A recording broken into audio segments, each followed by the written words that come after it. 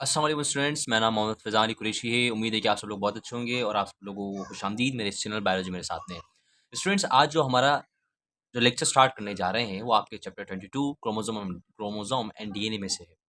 तो आज जो हम टॉपिक आपके इस चैप्टर से कवर करेंगे उसका नाम है केमिकल कंपोजिशन ऑफ क्रोमोज़ोम्स। तो स्टूडेंट्स, बिना कोई टाइम ज़ाया किए हम आज का आपका टॉपिक कवर करते हैं। तो हम स्टार्ट करते हैं। तो चलिए स्टूडेंट्स, सबसे पहले मैंने जो पॉइंट्स लिखे हैं इनको पढ़ते हैं। देखिए, क्रोमोज़ोम्स आर न्यूक्लियोप्रोटीन। इस वर्ड को समझना बहुत ज़्यादा ज़रूरी है। अभी जो वर्ड है बहुत सारे स्टूडेंट्स को समझ में नहीं आता कि न्यूक्लियोप्रोटीन क्यों कह रहे हैं हम क्रोमोसोम्स को। देखिए, जो क्रोमोसोम है न्यूक्लियोप्रोटीन इसलिए हम इसको कह रहे हैं क्योंकि ये न्यूक्लिक एसिड प्लस प्रोटीन की फॉर्मेशन की वजह से ही क्रोमोसोम बनता है। क्या? न्यूक्लियोसोम यानी कि न्यूक्लियो का मतलब इधर है न्यूक्लिक एसिड, और न्यूक्लिक एसिड क्या है हमारे पास? डीएनए। और प्रोटीन क्या है हमारे पास? मैं आपको आगे चल के बताता हूँ। अच्छा, ये बने हुए किससे होते हैं? हमारे पास 40% डीएनए से बने हुए होते हैं और 60% किससे बने हुए होते हैं? प्रोटीन से। इस वजह से हम इन्हें क्या बोलते हैं? न्यूक्लियो प्रोटीन बोलते हैं। क्यों? क्योंकि हमारे पास जो न्यूक्लियो यानी कि न्यूक्लिक एसिड है वो डीएनए है और प्रोटीन हमारे पास 60% पाया जाता है। अच्छा, इसमें होता तो हमारे पास आरआरएनए भी है, यानी कि rRNA is also present due to its synthesize there. क्यों? क्योंकि इसकी उधर सिंथेसाइज होती है but not part of chromosomes. लेकिन ये आपके क्रोमोसोम का पार्ट बिल्कुल भी नहीं होता। इस बात को भी आपने अपने ध्यान में रखा। और दूसरी जो पॉइंट अभी हम पढ़ने जा रहे हैं बहुत ज़्यादा इंटरेस्टिंग सा पॉइंट है। मुझे उम्मीद है कि वो पॉइंट अभी अगर आप समझेंगे तो आपको इस शॉकिंग सी बात पता चलेगी कि सेल खुद भी इतना छोटा है, खुद माइक्रोस्कोपिक है और इतनी ज़्यादा इन्फॉर्मेशन वो कैसे रखे बेटा सेल्स में। तो ये भी मैं आपको बताऊँगा इसी लेक्चर के अंदर, तो आप एंड तक बने रहिए। सबसे पहले हम इस पॉइंट को पढ़ते हैं। ये जो पॉइंट है ये हमारे से कहता है कि the length of single chromosome DNA, जो सिंगल क्रोमोसोम के पास जो डीएनए होता है अगर हम उस लेंथ देखें तो तकरीबन होती है 7 फीट यानी कि 2 मीटर। 7 फीट तो और 2 मीटर के लगभग इसकी लेंथ होती है हमारे पास। और if it is laid in a straight line, और हम क्या करते हैं बच्चों, अगर मैंने देखा आपकी इधर छोटी सी क्रोमोसोम लिया हुआ प्यारा सा, अगर हम इस क्रोमोसोम्स की जो स्ट्रैंड है यानी कि जो डीएनए है, डीएनए स्ट्रैंड की बात कर रहा हूँ मैं, हम उसको निकाल के एक स्ट्रेट लाइन के ऊपर रखें यानी कि एक पूरे सिंगल क्रोमोसोम की बात कर रहा हूँ मैं, सिंगल क्रोमोसोम पीस की बात कर रहा हूँ मैं। किसकी? यानी कि इस पूरे की नहीं, एक की नहीं, सिर्फ़ एक सी एक डंडी की बात कर रहा हूँ, समझा आप ये बात। अगर इसमें से हम एक डीएनए को स्ट्रेट लाइन के ऊपर रखें तो बच्चे उसकी जो लेंथ बनेगी ना सीधी स्ट्रेट लाइन के ऊपर वो 7 फीट के लगभग बनेगी।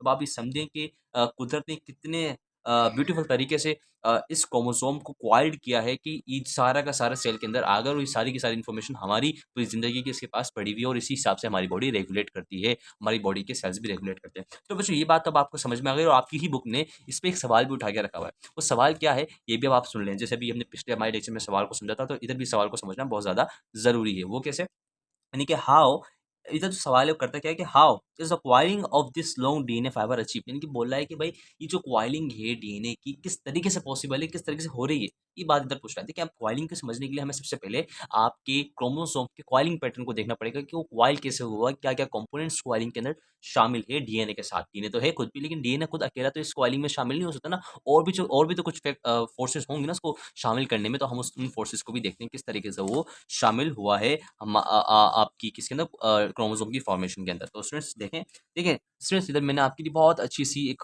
पैटर्न बनाया है कि आप इस पैटर्न को समझें। मैंने खुद ने आपके लिए हाथ से बनाया। अगर आपको अच्छा लगा तो एक लाइक कर दो ताकि मुझे मज़ा आए बहुत ज़्यादा आपको पढ़ाने में।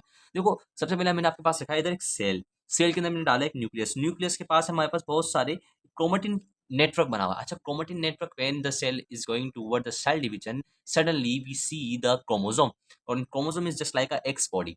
अच्छा, अब क्रोमोसोम खुद भी किससे बना हुआ है? डीएनए से। और कैसे बना हुआ है? क्योंकि कॉइलिंग हुई है। अगर मैं इनमें से आहिस्ता-आहिस्ता खींचना शुरू करूँ एक धागे को, समझिए कि मेरे पास एक क्या है, क्या बोलते हैं हम, गिट्टी बोलते हैं, गिट्टी में से मैंने धागा लेना शुरू किया और उसको खींचना शुरू करा। इस तरीके से ही हमारे पास एक गिट्टी है और उसमें से मैं धागा ले रहा हूँ, खींचना शुरू कर रहा हूँ। तो आप समझिए कि ये आहिस्ता-आहिस्ता इसकी थिकनेस निकल रही है।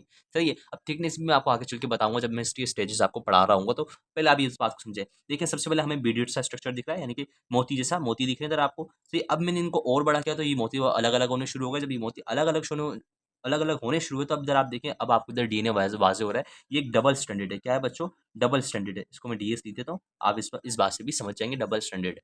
सही है? और डीएनए खुद क्या है बच्चों? नेगेटिवली चार्ज है। इस बात को भी आपने याद रखना है। सही है? इसी तरीके से बच्चों इधर आप एक और जो इधर देख रहे हैं जिसके ऊपर ये जो डीएनए की स्ट्रैंड है, ये खुद रैप हो रही है, यानी घूम रही है। इसको बच्चों हम वो प्रोटीन कहते हैं जो मैंने अभी आपको ऊपर बताया, जिससे 60% यानी कि प्रोटीन जो शामिल है, ये वही प्रोटीन है। इस प्रोटीन का नाम बच्चों बहुत प्यारा सा, इसको बोलते हैं हिस्टोन। इस हिस्टोन प्रोटीन जो होता है बच्चे पॉजिटिवली चार्ज होता है, और दूसरा मैंने बताया जो डीएनए के स्ट्रैंड है खुद नेगेटिवली चार्ज। देखो बच्चों, ये आपके लिए ये पॉइंट आपके एमडी कैट एग्जाम के लिए बहुत ज़्यादा ज़रूरी है, दूसरा बोर्ड के एग्जाम में भी ज़्यादा ज़रूरी है, और बोर्ड के आंसर्स में भी आपसे ये सवाल पूछे जा सकते हैं। तो इस बात को अपने दिमाग में बिठा के रखना है कि हिस्टोन प्रोटीन खुद पॉजिटिव होता है और डीएनए की स्ट्रैंड नेगेटिव होती है। इस नेगेटिव पॉजिटिव चार्ज की वजह से दोनों आपस में अट्रैक्ट होते हैं और एक इलेक्ट्रिक फोर्स जनरेट करते हैं, जिसकी वजह से ये आपस में चिपक जाते हैं। तो बच्चों, अब क्या हुआ, मैंने इसको और खोलना शुरू किया। जब मैंने इसको और खोला तो डीएनए की जो स्ट्रैंड है वो बिल्कुल अलग-अलग होनी शुरू हो रही। तो अब इधर आप यानी कि इस हिस्से को मैंने और फ़ोकस किया। ये जो छोटा-सा हिस्सा है इसको मैंने और फ़ोकस किया, तो इधर आप देखें, इधर आपको मैंने एक छोटा-सा सेगमेंट दिखाया है डीएनए का, जिसमें बहुत सारे न्यूक्लियोटाइड शामिल हैं, और जब बहुत सारे न्यूक्लियोटाइड शामिल होकर के एक यूनिट बनाते हैं, तो उसको हम क्या कहते हैं बच्चों? जीन कहते हैं। जीन क्या होते हैं? Gene is the simple the set of nucleotides the gene. इस बात को अब आप अच्छे तरीके से समझ चुके होंगे। तो इसी तरीके से अगर हम आगे बढ़ के देखें तो क्या होता है, ये अभी हमने क्या किया, इसको और खोलना शुरू करा। जब इसको हमने और खोलना शुरू किया तो हमारे पास इसके पूरे कंपोनेंट्स दिखना हमें शुरू हुआ प्रॉपर तरीके से, जिसको हम क्या बोलते हैं बच्चों? न्यूक्लियोटाइड बेसिस कहते हैं। ये बात भी मुझे भरोसा आपको क्लियर हो गई होगी कि न्यूक्लियोटाइड बेसिस क्या होती है। तो बच्चों, इधर आपने पूरा पैटर्न देखा कॉइलिंग कैसे हुई हुई है। कॉइलिंग के बाद अब इधर हम थोड़ा सी बात भी समझ लेते हैं, जैसे मैंने बताया इधर न्यूक्लियोटाइड होती है। इस न्यूक्लियोटाइड को समझना थोड़ा सा जरूरी है, अभी मैंने आपके लिए बहुत अच्छी सी हर चीज़ बहुत आसानी से लिखी है, अभी आप देखेंगे उसको इजीली समझ जाएंगे। तो चलिए देखते हैं। देखिए बच्चों, जब भी हम हमारी न्यूक्लियोटाइड की बात करते हैं, मैंने आपको बताया nucleotide is the basic unit of your DNA, यानी कि इस ही से आपकी डीएनए डीएनए बना हुआ है। इस बेसिक यूनिट के अंदर हमारे पास 3 कंपोनेंट्स होते हैं। सबसे पहले हमारे पास जो कंपोनेंट आता है बच्चों, वो क्या आता है? Nitrogenous basis. उसके बाद हमारे पास क्या आता है? शुगर। और उसके बाद हमारे पास क्या आता है बच्चों? फॉस्फेट। ये 3 कंपोनेंट जब साथ मिलते हैं तो हमें क्या देते हैं बच्चों? बना के एक न्यूक्लियोटाइड बेस बना के देते हैं। अच्छा बच्चों, न्यूक्लियोटाइड बेस के अंदर जो नाइट्रोजनियस बेसिस है, इनका बहुत बड़ा किरदार है। किरदार तो इन तीनों चीज़ों का भी, लेकिन इनका एक मेजर किरदार है for the differentiation of the gene. Gene की अंदर जो मुख्तलिफ वो हो रही हैं फिनोटाइप्स, यानी फिजिकल अपीयरेंस का सबब बन रही हैं बंदे की कैरेक्टर के अंदर, तो उनमें जो सबसे बड़ा किरदार है वो नाइट्रोजन स्पेसीज के अरेंजमेंट का है, जो कि हर एक जीन को दूसरी जीन से डिफरेंट कर देती है। तो बच्चों, इधर जो इसको हमने केमिकल बेसिस पे डिवाइड किया। देखिए, आपका डीएनए कुछ नहीं है। ये सारी चीज़ें हाइपोथेटिकली आपको समझाने के लिए डिज़ाइन की गई हैं। तो इस बात को आप समझें कि सर, आपकी जो पूरी की पूरी बॉडी केमिकल है। तो अभी हम केमिकल्स को पढ़ रहे हैं। क्यों मैंने इधर आपको बताया कि अभी हम क्या पढ़ने जा रहे हैं? Chemical composition of chromosome. इस वजह से मैंने आपको थोड़े से रिंग्स स्ट्रक्चर दिखा देता हूँ कि नाइट्रोजनस बेसिस क्या होती है।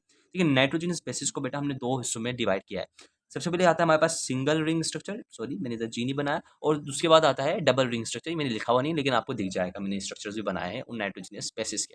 बच्चों, क्या होता है कि जो पैरामिडीन होते हैं, इनके अंदर तकरीबन 4 तरीके के पैरामिडीन डीएनए में पाए जाते हैं और 4 तरीके के आरएनए में पाए जाते हैं। लेकिन आरएनए में फ़र्क क्या होता है कि आरएनए सिंगल स्ट्रैंडेड होता है, where as DNA is a double stranded. तो स्टूडेंट्स, अभी हमने इतनी सारी बातों को समझा, जिसमें हमने आपका पूरा क्रोमोसोम के स्ट्रक्चर को डिटेल में मैंने आपको बताया। तो इधर अब आपको मैं एक डायग्राम दिखा रहा हूँ। ये एक इन्फोग्राफिक्स है जो कि सेल साइकिल को रिप्रेजेंट कर रही है। ये जो सिर्फ दिखाने का मकसद आपको ये है कि ज़रूरी नहीं कि आप इसको भी याद करें, और अभी आपको याद भी नहीं करनी है। सिर्फ दिखाने का मकसद ये है कि अभी हम पढ़ने जा रहे हैं स्टेजेस ऑफ क्रोमोसोम फॉर्मेशन, यानी कि जो ऑर्गेनाइजेशन होती है क्रोमोसोम की फॉर्मेशन की, वो किस तरीके से हो रही है, उसको समझने के लिए आपके कुछ ये फेज़ के नाम देखने पड़ेंगे जो कि सेल साइकिल में होते हैं। देखिए, सबसे पहला जो फेज़ आता है हमारे पास, G1 फेज़ आता है। उसके बाद जो फेज़ आता है हमारे पास, वो आता है G0 फेज़। एंड देन जिसके अंदर जो G1 फेज़ होता है उसके अंदर सेल की ग्रोथ होती है। इंटरफेज़ होता है जिसके अंदर डीएनए की रिप्लिकेशन होती है और उसकी एक्स्ट्रा क्रोमो डीएनए की सिंथेसाइज होती है। फिर G2 फेज़ आता है जिसके अंदर जो ग्रोथ होती है फाइनल हो जाती है, नहीं ख़त्म हो जाती है, और फिर वो सेल डिवीजन की तरफ बढ़ता है और सो ऑन। फिर मियोसिस का आपका जो प्रोसेस है वो शुरू हो जाता है, जिसको हम सेल डिवीजन कहते हैं यूकेरियोट्स के अंदर। तो स्टूडेंट्स, आपने इधर सेल साइकिल को समझ लिया। इधर अब आपको जो आसानी होगी वो क्या समझने में होगी कि how the organization of chromosome occur in the 3 stages. So let's we are going to understand कि ये जो आपने क्रोमोसोम बना हुआ देखा है कि ये हाईली कॉम्पैक्ट है। और मैंने आपको जैसे कि पहले बताया कि अगर हम इस क्रोमोसोम को स्ट्रेट लाइन में रखें तो 7 मीटर का, यानी कि 7 मीटर का, जो कि बहुत बड़ा होता है मेरे ख्याल से, अगर आप देखा जाए तो।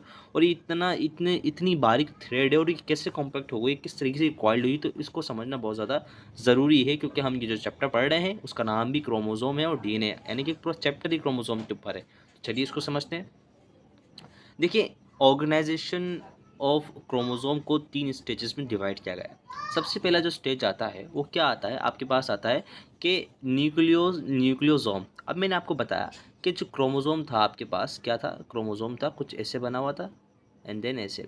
इसकी कुछ स्ट्रेंथ थी, मैंने बोला इस स्ट्रेंथ को अगर आप हम निकालें बाहर तो कुछ इस तरीके की हमारे पास से क्या बनाएंगी, सॉरी थोड़ा इसको सही कर दूँ। देखिए अगर हम इसको बाहर निकालें ऐसे तो ये इसने क्या बनाया है, कर्व बनाया। और ये कर्व जो बना एक बीडेड सा स्ट्रक्चर बना, जो कि मैंने अभी आपको अपने नोट्स में दिखाया कि किस तरीके से बीडेड सा स्ट्रक्चर बन रहा था। इसके अंदर क्या पड़ा था, हमारे पास एक प्रोटीन था जिसको हमने ऑक्टामर कहा था, हिस्टोन, जिसमें बहुत सारे अमीनो एसिड मौजूद हैं।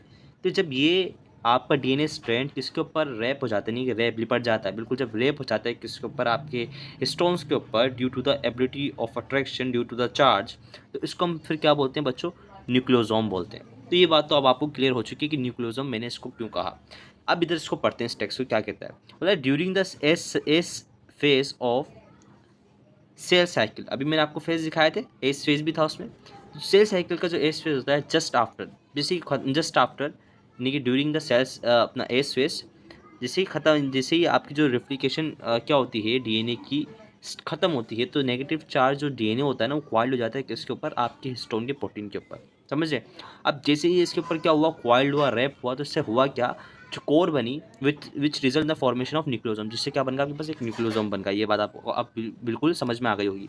इसके बाद क्या होता है बच्चों, जो ईच न्यूक्लियोसोम होता है ना बच्चों, is linked by a small segment of DNA, जिसको हम लिंकर डीएनए बोलते हैं, जो कि 2 मीटर, जो कि 2 नैनोमीटर थिक हो जाता है। क्या हो जाता है, वो साथ में मिलते हैं, आपके जो न्यूक्लियोसोम है फिर आपस में अट्रैक्ट होते हैं, अट्रैक्ट होने की वजह से क्या बन जाते हैं, वो 2 मीटर थिक हो जाते हैं। और in this way chain of beaded appearance, यानी कि बिल्कुल समझे कि एक आपके पास बीडिड चेन है, ऐसे ऐसे ऐसे, ये क्या हो जाती है, ऐसे अरेंज हो जाती है, ऐसे कॉइल्ड हो जाती है, ऐसे ऐसे। ये बीड्स हैं, ये जो आप देख रहे हैं बीड्स हैं, क्या होती है, ये अरेंज हो जाती है और फिर क्या होनी शुरू कर देती है, कॉइल्ड होनी शुरू कर देती है। तो इसको फिर हम क्या बोलते हैं बच्चों, इस पूरी पूरी चेन को हम क्या बोलते हैं, न्यूक्लियो स्ट्रिंग बोलते हैं, जिसको हम, जो कि 10 नैनोमीटर थिक होती है, यानी कि 10 नैनोमीटर के लगभग मोटी होती है। तो इधर तो आपका जो न्यूक्लियो स्ट्रिंग था उसकी फॉर्मेशन आपको पता चल गई कि न्यूक्लियो स्ट्रिंग क्या होता है, कि जब न्यूक्लियोसोम आपस में अट्रैक्ट होना शुरू हो जाए after the wrapping of DNA on the histone protein. और जब न्यूक्लियोसोम पास आएंगे तो जाहिर सी बात है फिर आपके पास जो स्ट्रिंग बनेगा, जो धागा बनेगा बीडेड सा, वो आपका न्यूक्लियोसोम स्ट्रिंग कहलाएगा। उसके बाद क्या होता है बच्चों, जो क्रोमेटिन फाइबर होता है, अब इधर नजर आता है कि क्रोमेटिन नेटवर्क, जैसे मैंने बताया, अब इधर क्रोमेटिन फाइबर की बात कर रहा है। देखिए जब न्यूक्लियोसोम स्ट्रिंग जब क्वाइल होता है, begin to coil again its axis, वापस अपने एक्सिस पे क्वाइल होता है, इन दिस वे, इस तरीके से कि वो एक थिकर फाइबर बन जाता है, कितने नैनोमीटर का, 30 नैनोमीटर को। और जब वो क्वाइल होता है तो हम उसको क्या बोल देते हैं, क्रोमेटिन फाइबर बोल देते हैं। तो ज़रा आपके बाद अब क्लियर हुई कि क्रोमेटिन फाइबर क्या है, कि जब आपका न्यूक्लियोसोम स्ट्रिंग जो है वो वापस ऐसे क्वाइल हो और वो 30 नैनोमीटर को जाए, तो तब हम उसको क्या बोलेंगे, क्रोमेटिन फाइबर बोलेंगे। सही है, during the G two phase of interphase, यानी कि जो आपकी सेल साइकिल का जी2 फेज है इंटरफेस का, उसमें शो होते हैं क्या चीज़, क्रोमेटिन फाइबर। और इसके दो रीजन होते हैं, एक होता है हेट्रोक्रोमेटिन, दूसरा होता है यूक्रोमेटिन। जो यूक्रोमेटिन होता है वो हाईली कंडेंस्ड होता है, यानी कि बहुत ज़्यादा सिकुड़ा हुआ होता है वो, और वो अच्छे तरीके से दिख भी नहीं रहा होता है, यानी कि अनएक्सप्रेस्ड होता है। और दूसरी बात क्या होती है इसमें हमारे पास, ये होती है कि जो यूक्रोमेटिन होता है ये नॉन कंडेंस्ड होता है। क्या होता है, नॉन कंडेंस्ड होता है, इजीली आप इसको देख सकते हैं, इसकी सेल डिवीजन में आपको इजीली शो हो सकता है। और यही अपनी क्या करता है, यूक्रोमेटिन जो रीजन होता है क्रोमेटिन फाइबर का, ये अपनी जीन को एक्सप्रेस करता है और एक यूनिफॉर्म क्रोमेटिन फाइबर बनाता है, यानी कि जो क्रोमेटिन फाइबर है फिर वो यूनिफॉर्म हो जाता है। सही बच्चों, कंडेंस फिर एक जैसे हो जाते हैं सारे। इसी तरीके से अब हम समझते हैं तीसरे स्टेज में क्या होता है, फिर सुपर क्वाइलिंग स्टार्ट होती है। पहले में क्या हुआ भाई, न्यूक्लियोसोम की स्ट्रिंग की फॉर्मेशन हुई, दूसरे में क्या हुआ, क्रोमेटिन फाइबर बना, फिर तीसरे में क्या होगा, सुपर क्वाइल हुई किसकी फॉर्मेशन, टू फॉर्म क्रोमेटिड। अब क्रोमेटिड बनेगा जिसको हम बोलते हैं सिस्टर क्रोमेटिड। अब बिल्कुल क्रोमेटिड बनेगा कैसे, इधर देखें, during prophase of cell division chromatin fibre start higher order of coiling, इतनी ज़्यादा हायर ऑर्डर के अंदर क्वाइलिंग शुरू हो जाती है, जिसको हम क्या बोल देते हैं, सुपर क्वाइल्ड स्ट्रक्चर बोल देते हैं। सुपर क्वाइल यानी कि बहुत ज़्यादा क्वाइल्ड हुआ हुआ है, जो कि तकरीबन 300 नैनोमीटर का थिकनेस होती है। क्या होती है इसकी, 300 नैनोमीटर तक क्या हो जाता है, इमीडिएटली क्वाइल हो जाता है वो सुपर स्ट्रक्चर। यानी कि आप देख सकते हैं अगर आप इलेक्ट्रॉन माइक्रोस्कोप इस्तेमाल करेंगे 300 नैनोमीटर के मेयर के साथ, तो इसके नतीजे में क्या होता है, immediately super coil develop into the chromatin of the 700 nanometre.